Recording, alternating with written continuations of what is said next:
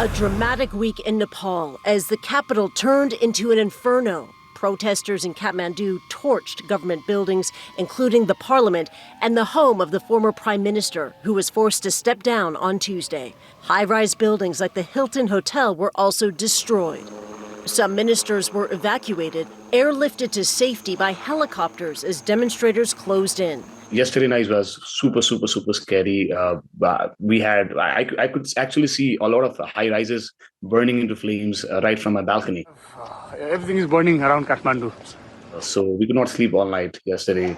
The protesters are young, defiant, and demanding change. It is very good for us. It's very good for our country, he says. Now I think, like us, the youth will stand. The protests were initially triggered by a social media ban, but after the government lifted it on Monday, they intensified. Fueled by a wider set of grievances, including government corruption, lack of economic opportunities, and the recent use of lethal force on protesters. Dozens of people were killed and more than 1,000 wounded. This video was filmed by Shri Gorom, another eyewitness. This young little girl was hit by a baton on her head, and she was completely bloody.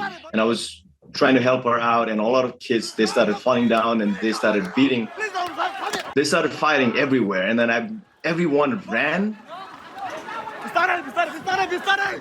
In all the chaos, you were wounded as well. Yeah, I'm wounded.